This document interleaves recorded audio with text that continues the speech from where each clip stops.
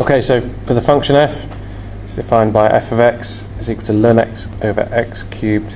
Very important that you pay attention to the domain. X is greater than or equal to 1. So we've got no problems with dividing by 0.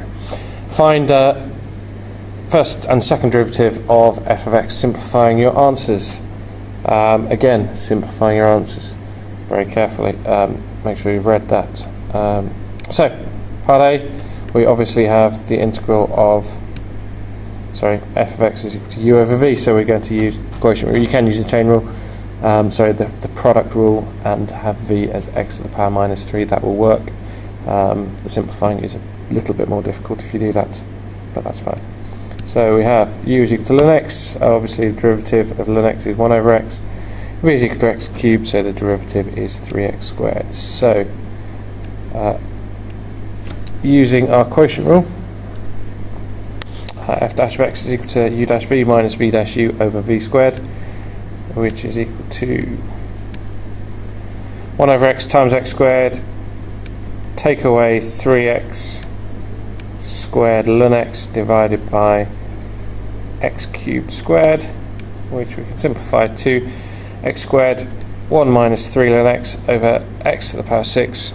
Obviously here we can cancel the x squared on the top and the bottom, so we're left with 1 minus 3 ln x over x to the power 4.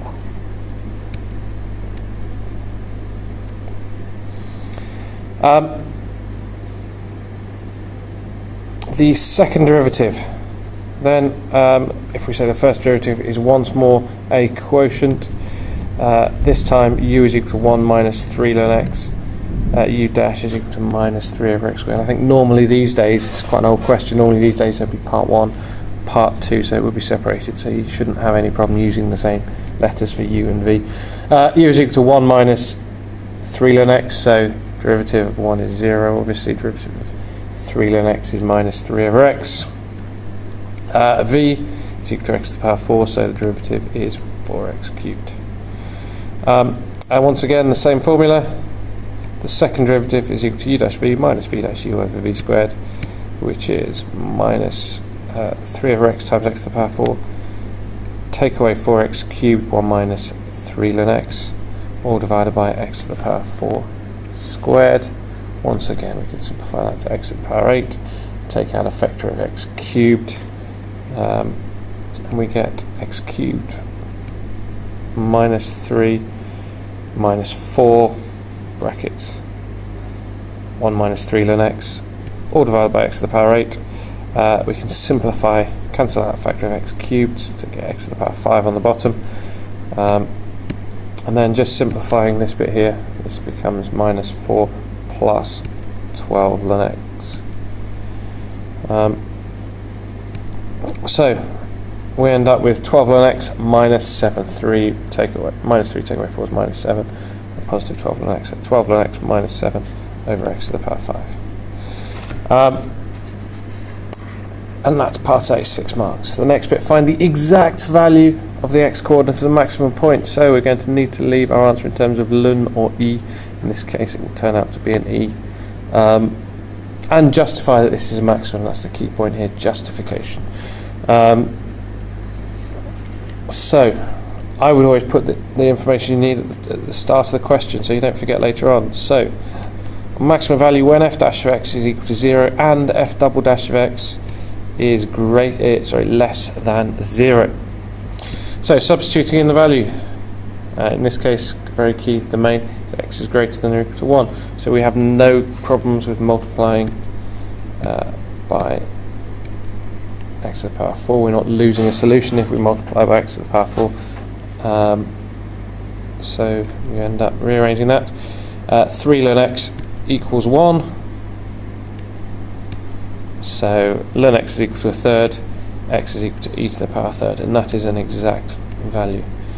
Show that f double dash of x is less than 0. You could put it into your calculator if you want to, but it's much more fiddly than just doing the algebra. F double dash of e to the power third is equal to 12 ln e to the power third minus 7 over e to the power 5 thirds, which in this case ln e to the power third is a third, so we get 12 times a third, take away 7, over e to the power 5/3. We don't need to know what the value is, we just need to know it's negative. Clearly on the top we're left with 4 take away 7, which is minus 3, so minus 3 over e to the power 5 over 3, that's obviously positive, that bit's negative, so that must be less than 0. So therefore we can say it's a maximum. Part 2 then says solve f double dash of x is equal to 0 and show that at this value of x there is a point of inflection on the curve of f. Unusual that they would ask this, so we need to be very, very careful. Just solving f double dash of 0 and saying that is a point of inflection is insufficient in this case, because it could be the case where the second derivative touches 0 but then remains then goes back the other way, much like you could have a saddle point, something like this, that the gradient doesn't, that's not a maximum or a minimum. Very similarly, we could have something where there's no point of inflection for the second derivative. So we need to look at the second derivative on both sides of the point where it equals 0 to prove that there is a point of inflection. In this case, 0 is equal to our second derivative, 12 ln x minus 7 over x to the power 5. Similarly, multiply by x to the power 5, and that disappears because x to the power 5 times 0 is 0. So 7 equals 12 ln x. So x is equal to e to the power 7 over 12. That's okay for an answer, but it doesn't particularly help us when we want to find points either side of it. That's approximately equal to 1.79. Now the easiest point we can choose on the left hand side of that is when x is equal to 1. We are allowed x is equal to 1, remember, because the domain is x is greater than or equal to 1. So that's okay, we can't choose anything further left because that doesn't exist. So let's look at the second derivative of 1. Well, that's just minus 7. 12 ln 1. Ln 1 is 0, so it's minus 7 over 1. Minus 7. F double dash of x, substitute that in your calculator, 12 ln 2 minus 7 over x to the power 5 over 2 to the power 5 is equal to 0.0412. We have a negative value here, we have a positive value here. The second derivative has changed sign, so there must be a point of inflection at the change of sign indicates a point of inflection.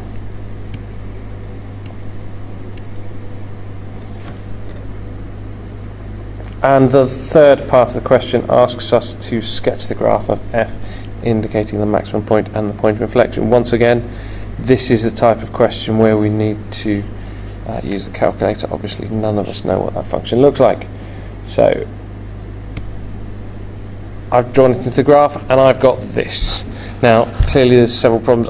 Firstly, I can't really see what happens there, and secondly, this bit here doesn't exist. This is outside the domain for the function. So what we need to do is we need to set a sensible window.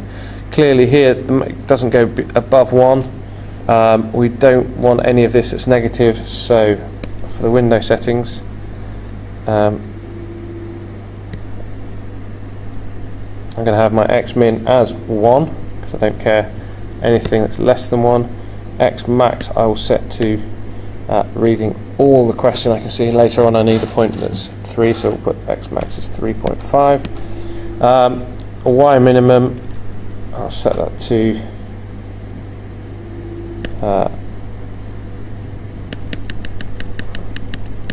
minus 0.1,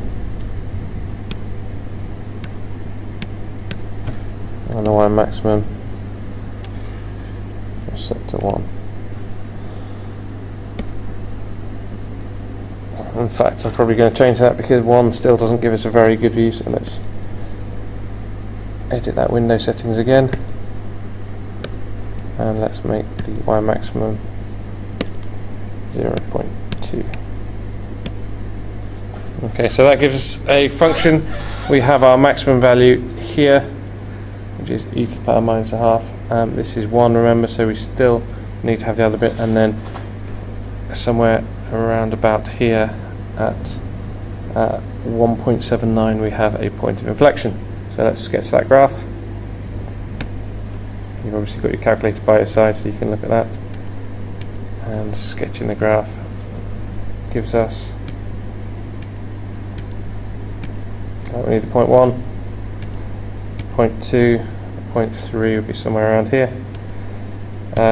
So approximately putting in the values for the maximum, the point of inflection. Not the greatest diagram in the world, but it's got a roughly correct shape, and then make very clear for the marker, the examiner, the maximum value and the point of inflection. Again, if you draw values that are outside the domain, you lose a mark because it's not the correct shape. So there were 2 marks there. Quite tough on that question. You'd have thought being 3. They probably would these days. For 1 for the maximum, 1 for the point of inflection, and 1 for the shape of the graph, making sure you stay within the limits. Next bit, part C. Find the volume of solid of revolution obtained when R is rotated through 360 degrees. So that's the minimum is 1, the maximum is 3.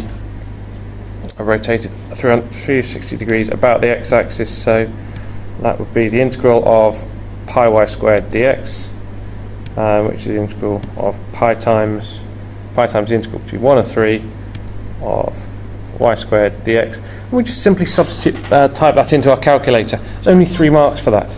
You should write down the function. You get 2 marks for writing that, and only actually 1 for working out the function. So please don't integrate it. Don't try and simplify. They don't really give you much credit, or you waste a lot of time, and time is something that you do not have in this exam.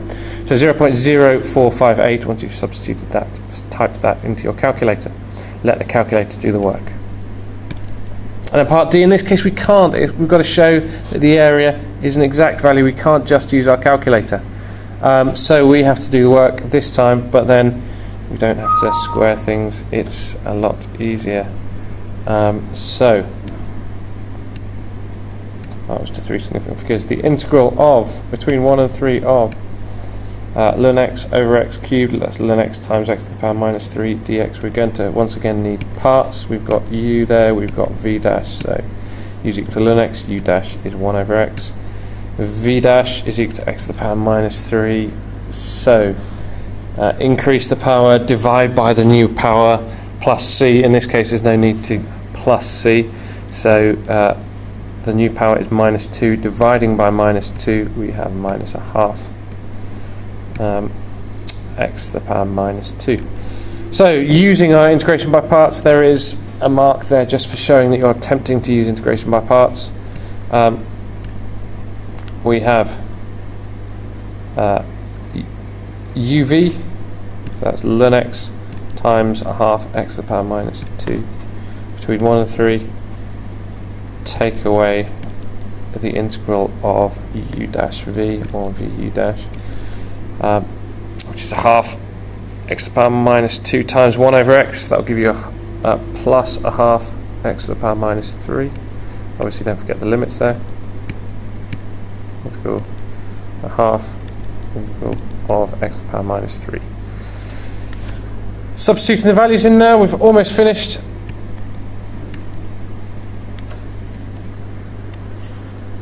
We have